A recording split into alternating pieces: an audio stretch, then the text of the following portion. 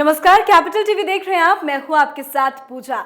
Maharashtra files में आप सभी का स्वागत है, जिसमें हम बात करेंगे महाराष्ट्र की बड़ी खबरों पर। लेकिन सबसे पहले नजर हेडलाइंस पर। शिवसेना के महाराष्ट्र के गृह मंत्री से नाराजगी की खबरों का मुख्यमंत्री उद्धव ठाकरे ने किया खंडन। कहा, सब कुछ ठीक, मुझे अपने साथियों पर है भरोसा। द कश्मीर फाइल्स पर बिफरे एनसीपी प्रमुख शरद पवार। कहा, फिल्म में कश्मीरी पंडितों को लेकर परोसा गया झूठ, ऐसी फिल्मों की नहीं होनी चाहिए स्क्रीनिंग। महाराष्ट्र सरकार को सुप्रीम कोर्ट का बड़ा झटका। पूर्व गृह मंत्री अनिल देशमुख के खिलाफ जारी रहेगी सीबीआई जांच। सरकार की अपील को कोर्ट ने किया खारिज। महाराष्ट्र के कांग्रेस नेता देशबंधु राय ने सोनिया गांधी को लिखी चिट्ठी, किया सतर्क। कहा, बीजेपी को रोकने के चक्कर में खुद को बर्बाद न करे कांग्रेस। बॉलीवुड एक्ट्रेस कंगना रनौत ने बिना नाम लिए इशारों में फिर किया करण जौहर पर वार। कहा, तेरे रोने के दिन आ गए पापा जॉ। तो चलिए हेडलाइंस के बाद अब बात करते हैं खबरों की। पहली खबर शिवसेना से जुड़ी है। खबर है कि शिवसेना के सैनिक यानी कार्यकर्ता अपने ही सरकार के गृह मंत्री से नाराज हैं, जिसके पीछे कारण बताया जा रहा है कि शिवसेना के वरिष्ठ नेता शिवसेना को गृह विभाग न मिलने से नाराज है। दरअसल गृह विभाग शिवसेना की सहयोगी पार्टी एनसीपी के पास है, जिस कारण शिवसेना को लग रहा है कि गृह विभाग बीजेपी के नेताओं के खिलाफ नरमी बरत रहा है, जिससे शिवसेना के सैनिक गृह मंत्री से काफी नाराज है। हालांकि इसकी भनक लगते ही गृह मंत्री दिलीप वालसे पाटिल मुख्यमंत्री से मिलने पहुंचे, जिसके बाद उद्धव ठाकरे ने इस मामले में बयान देते हुए इसको सिरे से खारिज कर दिया और इन आरोपों को निराधार और बेबुनियाद करार दिया। साथ ही कहा है कि सब कुछ ठीक है, उन्हें अपने साथियों पर भरोसा है। हालांकि सच्चाई क्या है वो जल्द ही सामने आ ही जाएगी। चलिए अब बात करते हैं दूसरी बड़ी खबर की। दूसरी खबर एनसीपी प्रमुख शरद पवार से जुड़ी हुई है। शरद पवार ने कश्मीर फाइल्स को लेकर एक बयान दिया है, जिससे सियासत गर्मा गई है। दरअसल द कश्मीर फाइल्स को लेकर दिए अपने बयान में राष्ट्रवादी कांग्रेस पार्टी प्रमुख शरद पवार ने कहा कि BJP film the Kashmir files के जरिए घाटी से कश्मीरी पंडितों के पलायन को लेकर झूठा प्रचार कर देश में जहरीला माहौल बना रही है। इस प्रकार की फिल्म को स्क्रीनिंग के लिए इजाजत नहीं देनी चाहिए थी, लेकिन इसके उलट इस मूवी को टैक्स में छूट दी जा रही है। उन्होंने कहा कि जिन लोगों को देश को एकजुट रखने के प्रति जिम्मेदारी निभानी चाहिए, वही जनता से इस फिल्म को देखने की अपील कर रहे हैं। पवार यही नहीं रुके, उन्होंने आगे कहा कि ये फिल्म लोगों को भड़काने का काम करती है, जिसे बीजेपी की तरफ से समर्थन दिया जा रहा है। हालांकि शरद पवार के बयान के बाद विवेक अग्निहोत्री ने हैरानी जताते हुए एक ट्वीट कर अपनी प्रतिक्रिया दी, जिसमें विवेक अग्निहोत्री ने लिखा कि मैं शरद पवार जी और उनकी आदरणीय पत्नी से कुछ दिन पहले एक फ्लाइट में मिला था, जहां उन्होंने मुझे और पल्लवी जोशी को फिल्म के लिए बधाई दी थी। मैंने उनके पैर छुए थे और उन्होंने आशीर्वाद भी दिया। अब पता नहीं मीडिया के सामने उनके साथ क्या हुआ। घोर पाखंड के बावजूद मैं उनका सम्मान करता हूं।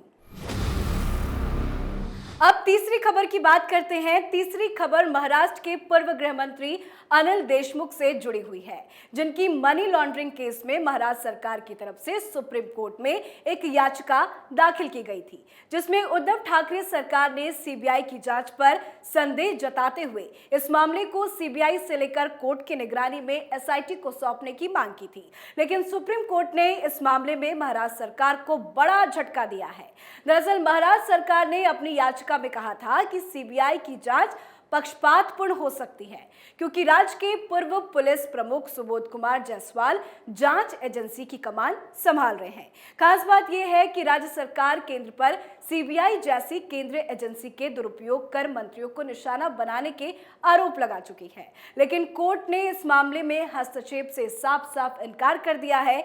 आपको बता दें कि इससे पहले बॉम्बे हाईकोर्ट ने भी इस याचिका को खारिज कर दिया था। इस फैसले के बाद अब पूर्व गृह मंत्री के खिलाफ सीबीआई की जांच जारी रहेगी। दरअसल ये भी आपको बता दें कि अनिल देशमुख पर मनी लॉन्ड्रिंग समेत कई गंभीर आरोप हैं, जिस मामले में नवंबर 2021 में ईडी ने उन्हें गिरफ्तार किया था। अब बात करते हैं चौथी खबर की। चौथी खबर कांग्रेस से जुड़ी हुई है। दरअसल ऑल इंडिया कांग्रेस कमेटी के सदस्य विश्व बंधु राय ने सोनिया गांधी को एक चिट्ठी लिखी है। इसमें उन्होंने सोनिया गांधी को आगाह किया है कि बीजेपी को रोकने के चक्कर में कांग्रेस खुद को बर्बाद न करे। कांग्रेस ने अपनी चिट्ठी में आगे लिखा है कि महाराष्ट्र की महाविकास अघाड़ी सरकार में कांग्रेस के सहयोगी दलों शिवसेना और एनसीपी नेताओं पर ईडी, सीबीआई और इनकम टैक्स द्वारा छापे डाले जा रहे हैं और उनके भ्रष्टाचार की जांच चल रही है। लेकिन सरकार में साथ होने के कारण इनके कुकर्मों की बदनामी कांग्रेस को भी झेलनी पड़ रही है। महाविकास अघाड़ी सरकार कॉमन मिनिमम प्रोग्राम के आधार पर अस्तित्व में आई है, लेकिन महाराष्ट्र सरकार के पिछले 2.5 वर्षों में कांग्रेस के चुनावी घोषणा पत्र का एक भी वादा पूरा नहीं हुआ है। प्रदेश के आगामी किसी भी चुनाव में हम किन उपलब्धियों के दम पर जनता से वोट मांगेंगे, हमारे विधायकों को यही चिंता सता रही है। इतना ही नहीं, महाराष्ट्र में आयोग मंडल और समितियों में सहयोगी दलों के लोगों को नियुक्तियां दी जा रही है। सिर्फ कांग्रेस के ही कोटे की नियुक्तियां नहीं की जा रही है। ताजुब है कि महाराष्ट्र के प्रभारी पार्टी की अंदरूनी असंतोष की स्थिति से अनजान रहते हैं और स्थिति बिगड़ने पर इसे संभाल भी नहीं पा रहे हैं। हालांकि कांग्रेस आलाकमान अपने विधायकों की इस समस्या का कैसे समाधान करता है, ये अब देखने वाली बात होगी। अब आखिर में बात कर लेते हैं बॉलीवुड की एक्ट्रेस कंगना रनौत की, जिन्होंने एक बार फिर इशारों ही इशारों में फिल्म डायरेक्टर और प्रोड्यूसर करण जौहर पर हमला बोला है। दरअसल कंगना रनौत ने अपनी इंस्टाग्राम स्टोरी पर एक पोस्ट शेयर किया है, जिसमें लिखा है, जैसे ही लॉकअप के 200 मिलियन व्यूज हुए, सारी चंगू मंगू सेना, केरला की मीडिया, साथ में उनके पापा जो छिप छिप के रोने वाले हैं, इतने पापड़ बेलने के बाद भी देखो 200 मिलियन और अभी आगे आगे देखो होता है क्या, तेरे रोने के दिन आ गए पापा जो। हालांकि कंगना ने अपने पोस्ट में किसी का नाम तो नहीं लिया, लेकिन ये पब्लिक है, ये सब जानती है और सब समझती है कि पंगा गर्ल का इशारा आखिर किसकी तरफ है।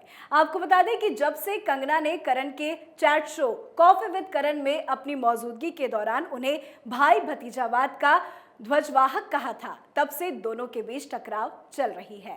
तो आज के महाराष्ट्र फाइल्स में फिलहाल इतना ही। महाराष्ट्र की खबरों के लिए देखते रहिए महाराष्ट्र फाइल्स। हमें लाइक कीजिए, शेयर कीजिए और हाँ, हमारे चैनल को सब्सक्राइब करना ना भूलें। नमस्कार।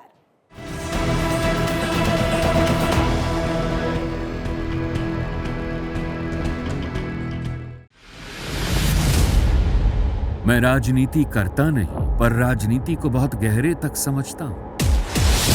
मैं लोगों के बीच रहता हूं, लोगों के मन को अच्छे से जानता हूं।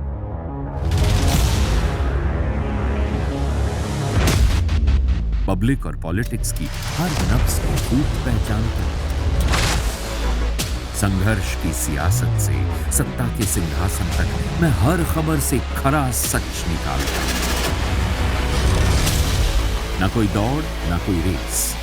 Capital B, Uttar Pradesh.